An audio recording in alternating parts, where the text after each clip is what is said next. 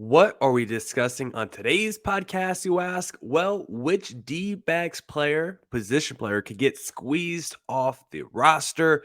Doing a Corbin Carroll deep dive. Now we got a month of data and then some of the best and worst stats for the D-backs through 1 month, all on today's Locked on Diamondbacks podcast. You are Locked on Diamondbacks, your daily Arizona Diamondbacks podcast. Part of the Locked On Podcast Network, your team every day.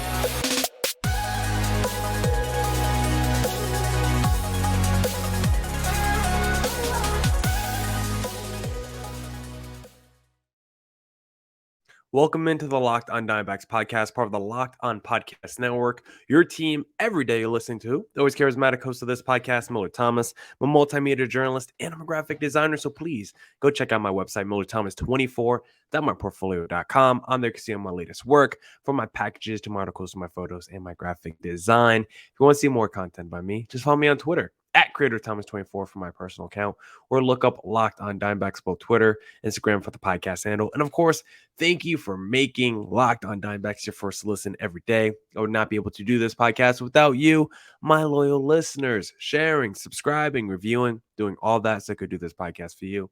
Thank you. It's free and available on all platforms. So please continue to tell your friends. One of those platforms is YouTube. So please hit subscribe. The Locked on Diamondbacks YouTube channel. We are slowly climbing to 500 subscribers.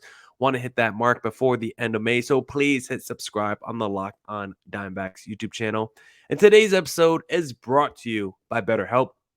BetterHelp connects you with a licensed therapist who can take you on that journey of self-discovery from wherever you are. Visit betterhelp.com/lockedonmlb today to get 10% off your first month. Now, let's get into the podcast. And I think I want to start with the topic of the D-backs and the roster and who could get squeezed off, because right now the D-backs are carrying more position players than they are pitchers, and the D-backs have an open pitcher slot right now on their roster, and the D-backs always carry the maximum amount that they can for pitchers because every ball club does for the most part. So the D-backs need to make a decision of who to send down to the minors to open way for, another pitcher to be called up or someone to come back off injury. So we now have to decide which D-backs position player is going to be squeezed out for a pitcher. And so I think there's 4 realistic candidates of guys who could be squeezed out. So let's go through the pros and cons, and I'll give you my decision of who I think should be squeezed out. You got Pavin Smith, you got Emmanuel Rivera, you got Dominic Fletcher, and you got Alec Thomas, because all these guys do bring something to the table, but there's also more than enough reasons why these guys should maybe be called down if there's another pitcher called up. So let's first start with Pavin Smith, because Pavin Smith has been an enigma for the D-backs since being drafted. Ever since being called up, he's been someone that has always hit for like decent contact, always been like a guy that hits for a pretty solid average, but you just know he's never going to have a lot of power, and defensively he's just a liability. But so far this season, early 260 average, 838 OPS, a couple home runs. Pavin Smith, I think offensively has been nice. I think when you do dive into Pavin Smith's numbers, he has been quality against righties this season, and that's his job as a left-handed bat. A 297 average and a 975 OPS against righties this season. That's what you expect from Pavin Smith. The days that Christian Walker sits and Pavin Smith is playing first base, you're like, okay, it's not the worst. You just can't put him there long term. And we've seen the issues this year when a Pavin Smith is in the outfield, specifically right field. Pavin Smith is just such a poor defender out there. He has trouble tracking fly balls. He has a very inaccurate arm. But when his bat is swinging the way it is right now, you can justify putting Pavin Smith in the outfield. So if the D-backs want to send him down, I think it would be because of that lack of defensive versatility. It's just hard to play him. And really the only spot you could do it consistently is that DH spot. So if the D-backs were to send him down, I think it would be for that reason. For Emmanuel Rivera, I think maybe the reason would be you just have so much depth on that left side of the infield. Like, you got Ahmed. Of course, Emmanuel Rivera is a third baseman, but Ahmed you still got there. Perdomo, like, either one of those guys realistically could play third base if they need to. We've seen Perdomo play third base. You got Rojas. You got Evan Longoria. Like, you already have 3 or 4 guys that command third base. And there's already a guy with the profile of Manuel Rivera in Evan Longoria, who is, considered that go-to guy when you have a lefty on the mound. That's Evan Longoria's job. And Manuel Rivera is kind of redundant with Evan Longoria there. Now, if Evan Longoria continues to struggle and Emmanuel Rivera continues to play well, then it's like, all right, maybe we need a changing of the guard. But the D-backs were to send down Emmanuel Rivera, I mean, that would not be surprising either, because it's like you already have 3 or 4 guys that could play his position. Now, I would like to see Emmanuel Rivera get a little bit more time at first base, maybe back up Christian Walker there. I mean, I know they're both righty, so it wouldn't be exactly seamless. I don't mind the way Rivera's swinging the bat really good right now. So with how hot he's been, I kind of like him as the DH. Torey Lovullo has done a lot of stacking with the power guys, where you see some lineups where it's like Christian Walker, Longoria, and Emmanuel Rivera, and like a Lourdes Gurriel. So Torey Lovullo is not afraid to stack those power hitters. And I think if Emmanuel Rivera got sent down, it would probably be because of redundancy. The third guy, Dominic Fletcher, I think the case for him would just be he's the most recent guy that got called up. And if he was to be sent down, like, I think that would probably be the smoothest transition. But Dominic Fletcher has made it a tough argument because of how well he's playing right now. Because Dominic Fletcher, in the very small sample size he has with the D-backs, a 400 average, a 955 OPS, and just, his 10 at bats. But he's looked really good for the D-backs. He's looked like a pro up there at the plate, as we discussed. He's looked like a veteran. And with Alek Thomas not exactly playing well, Dominic Fletcher is playing well. Like, it's a great reason to keep him up on the major league level, because if his bat's playing like this with a Gurriel and Corbin Carroll, like, that gives you a pretty fearsome trio of guys with defensive versatility and high upside offensively. So Fletcher right now is on my positive list because I love the way he's playing. And I just love seeing D-backs, rookies, and youngins. Like, whenever you see these young guys playing well, it just always gives you glimpses into the future and makes you have these grand fantasies about D-backs potentially holding a World Series trophies in the next few years. And Dominic Fletcher, he's still someone I want to see get more opportunity, because I don't know what his true ceiling is. I don't know if he is an everyday major leaguer. I don't know if he's a foundational piece, but I need to see more for him to decide that, because now with the way he's swinging the bat, if he can keep it up, if he can have a Jake McCarthy type season, then yeah, every D-backs fan is going to be in on a Dominic Fletcher. So want to see a little bit more from him, but I understand if the D-backs sent him down because he was the guy most recently called up, and that would be a seamless transition. Then the last guy, who might be the most difficult to send down because of his profile, because he was one of the top D-backs prospects at the time of him being called up, but hasn't exactly lived up to it. Alek Thomas, who has just struggled so much at the plate both this year and last year. His tenure so far in a D-backs uniform, he has a 220 average and a 606 OPS, and so far his numbers are down from last year, and he doesn't steal as many bases as I would like. Part of it is because he's just not on base enough because of his poor offensive play. And for Alek Thomas, with how good he is defensively, the only issue is if you sent him down, then you would have a defensive outfield of Carroll, Fletcher, and Lourdes Gurriel, which is fine. But the days where your right fielder is sitting, you might have to put Pavin Smith in the outfield. Like, that's the issue when you send down a Dominic Fletcher or Alek Thomas. There just might not be enough defensive stalwarts in your lineup. If you do that, you might have to play Pavin Smith a little bit more in right field, which is a disaster at times. So Alek Thomas, even though he doesn't play well, just his defensive, what's the word I want to use? It's ACUITY. How do you pronounce that? Acuity.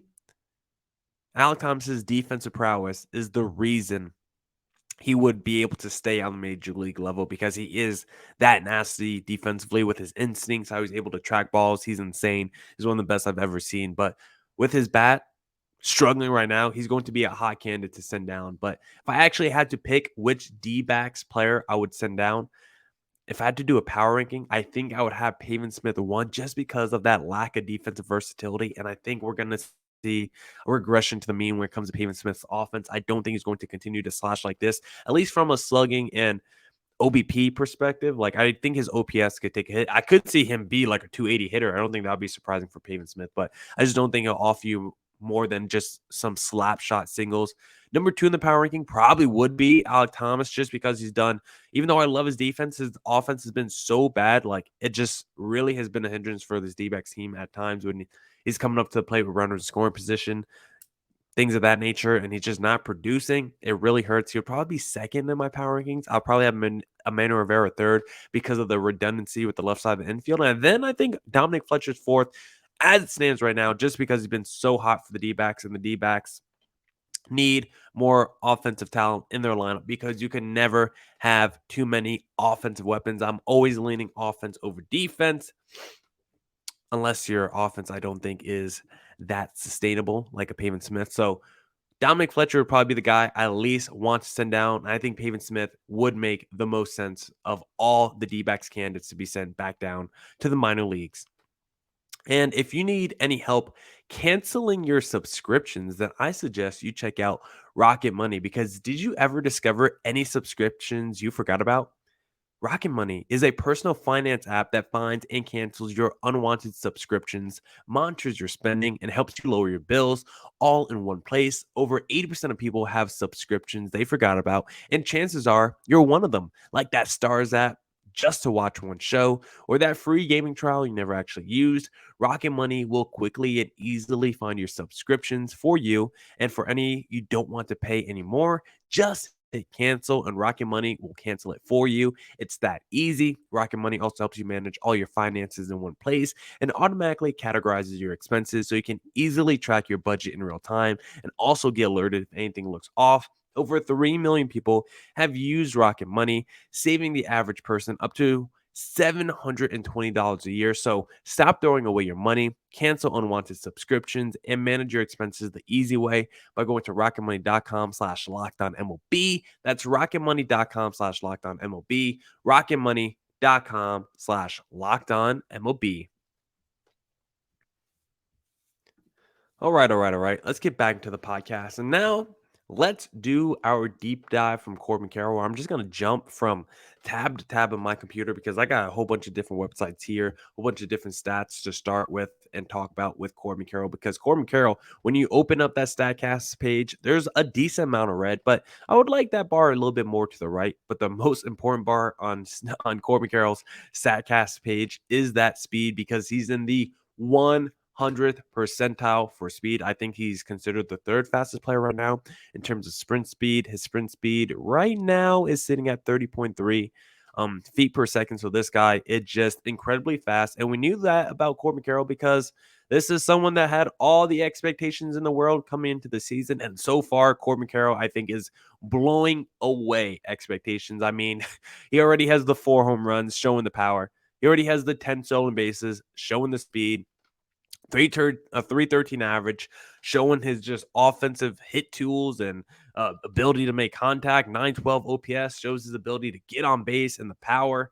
And then he plays elite defense, tracking down balls as well. So Corbin Carroll, everything that we've talked about, from the speed to the contact to the power to the IQ to the athleticism, anything that you want to say that Corbin Carroll had in his bag, he's displaying this season, and he's lived up to all expectations, if not surpassed them so far through the first 29 games of this season for Corbin Carroll. So I think he's probably in the early lead for Rookie of the Year. But of course, I don't watch a lot of the other rookies, and I am biased, which I do admit. When you look at Corbin Carroll's StatCast page, like some of the numbers that jump out to me, you look at that exit velocity under StatCast batting statistics, 91 miles per hour. This is someone, even though he has a small frame, just put some power and juice behind it. Hard hit percentage, 44.6%.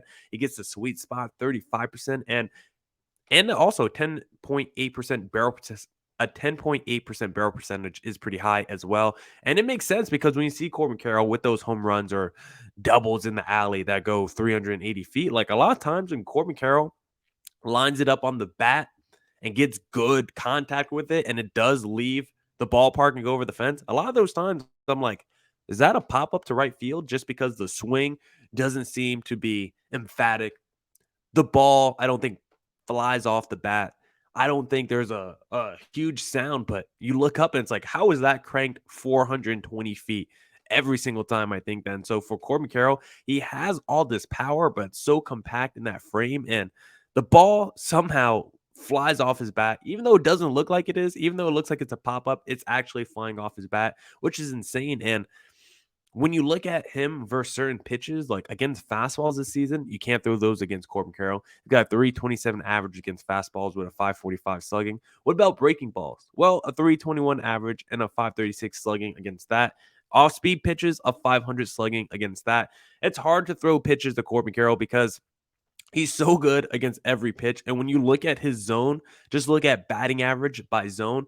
Corbin Carroll owns the whole middle row, left, middle, right, middle. He owns the whole middle row. He owns the whole bottom row as well. Basically, the only area in the strike zone Corbin Carroll is not that good with is the outer left part of the strike zone.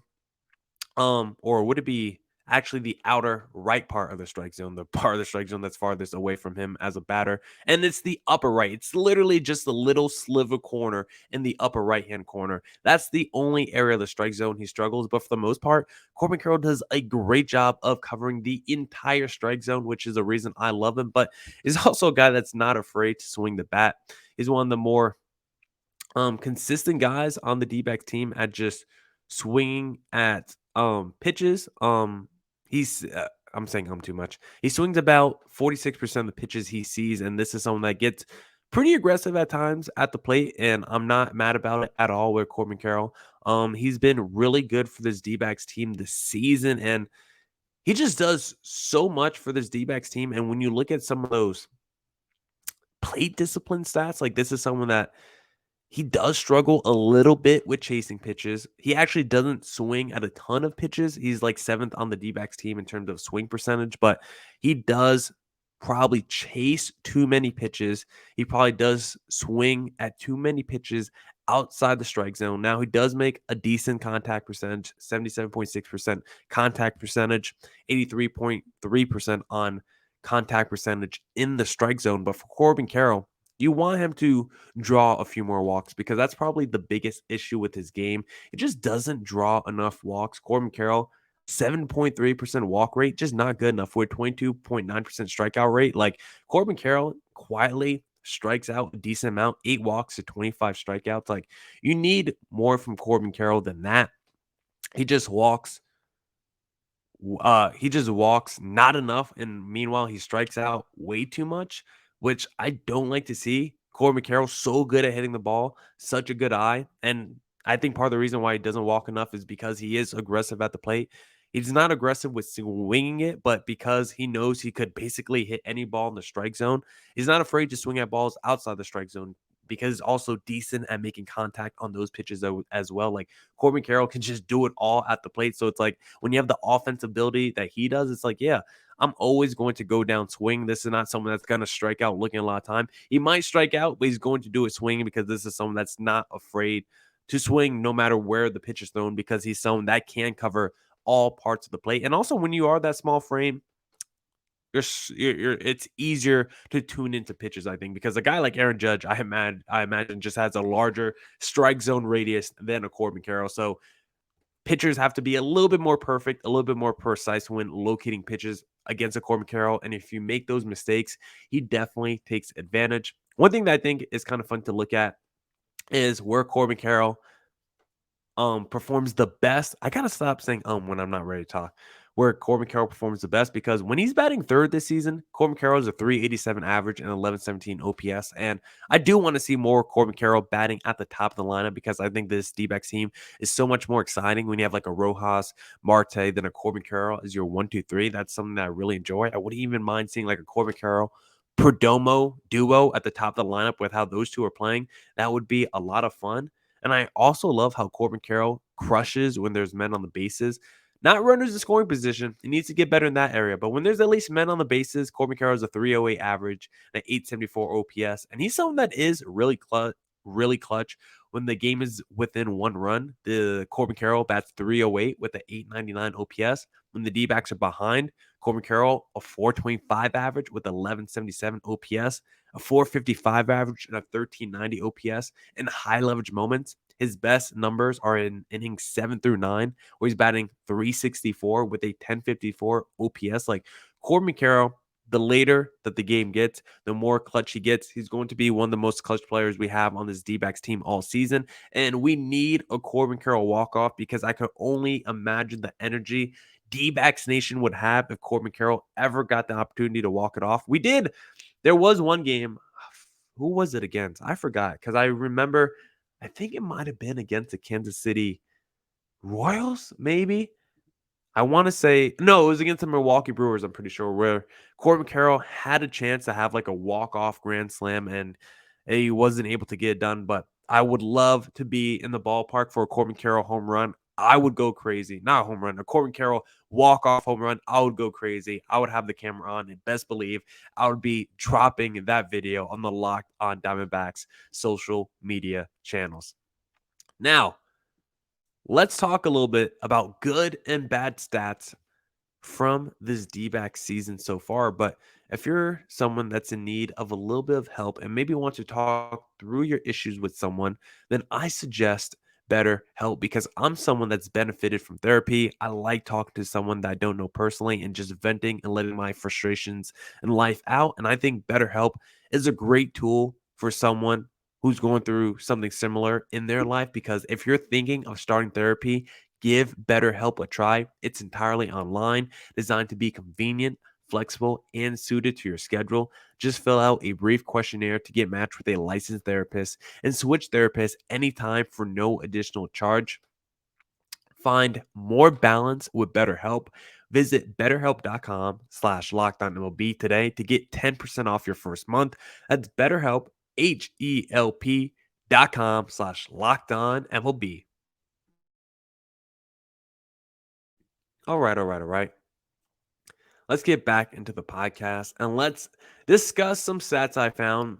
I want to do this little exercise where I find one positive stat from both the offense and the pitching, and then one negative stat from both the offense and the pitching. And so let's first start with the offense. Let's talk about some positive stuff. And one thing, it's not really one stat, it's a collection of stats that's like an overall point. But the D-backs this season have been good at scoring runs, and the D-backs offense has actually been impressive this year because the D-backs, surprisingly, in the National League, last in men left on base. When the D-backs have men on bases, they do not disappoint. The D-backs are a really good team with runners in scoring position. They bat over 300 with over 800 OPS with runners in scoring position. This D-backs offense is clutch, and no one is probably clutcher than Geraldo Perdomo, who in that game 2 against the Texas Rangers, pinch hit double, scores a couple of runs. Like, that's what Perdomo does. He's been clutch. Carroll hasn't been great runners in scoring position, but he's been really good with men on the bases. Some other dudes on this D-backs team have been really good as well. Christian Walker starting to heat up as well. We know he's a big RBI producer. We want to see Ketel Marte get some RBI production as well. But up and down this D-backs team, like we've seen so many different guys step up, and then we've seen the bottom of the lineup step up multiple times for the D-backs this season, contributing to their offense. So really like it in terms of coming through in the clutch and not playing with your food, eating it all up, whatever analogy you want to say. D-backs number 1 in run scoring percentage. When they get men on the bases, they're more than likely to score, especially when they're in run scoring mode, because the main reason is because the D-backs have so much team speed. Like when you actually look at that speed stat on Fangraphs, I think the D-backs are the second fastest team in the National League behind the Pirates, who are just running away with stolen bases right now as a team.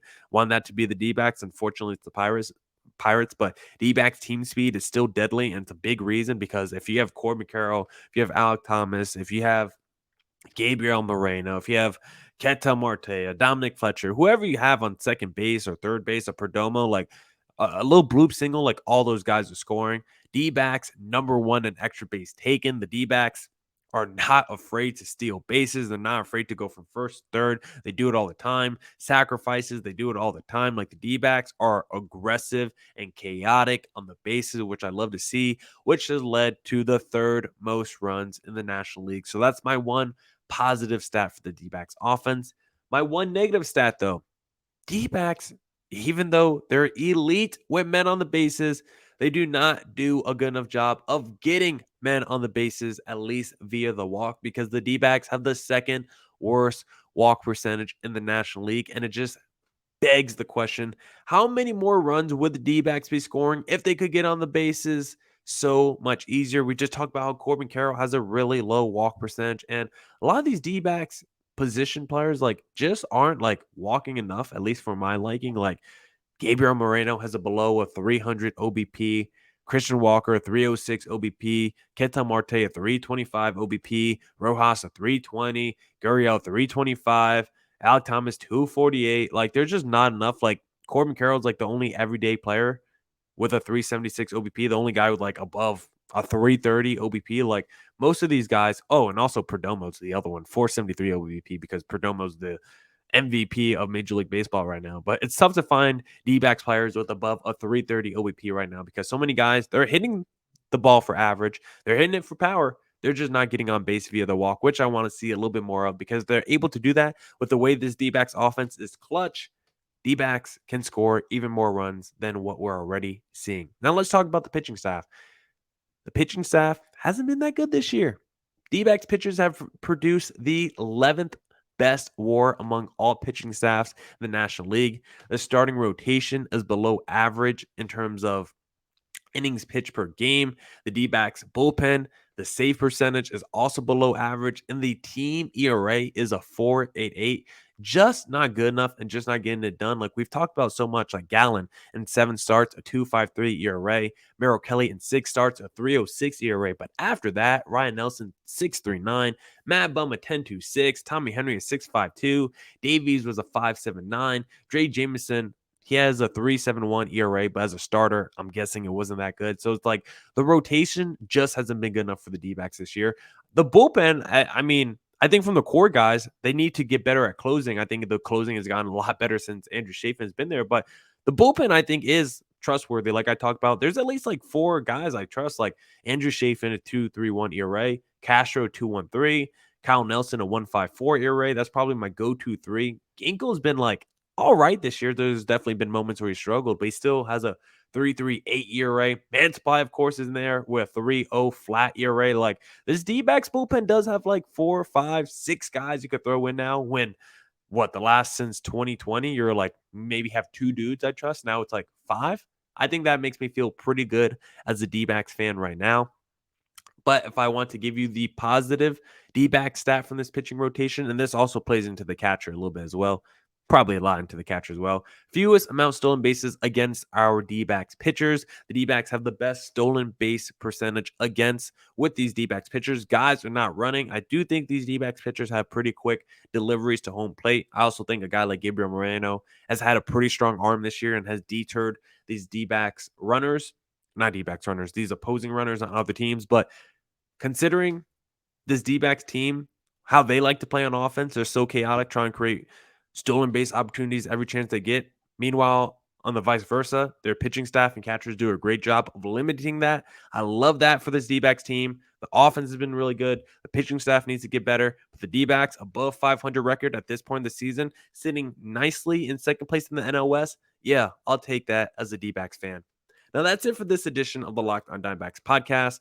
Thank you to everyone who tuned into today's pod. Come back next week for more Diamondbacks news coverage insight. Thank you for making Locked on Diamondbacks your first listen every day. Make your second listen of the day the Locked on MLB podcast with Sully Baseball. Also, don't forget to catch every D-backs hometown pitch when you download the SiriusXM app and search up Diamondbacks. Thank you to everyone who tuned into today's podcast. And as always, stay safe, stay healthy. Doses.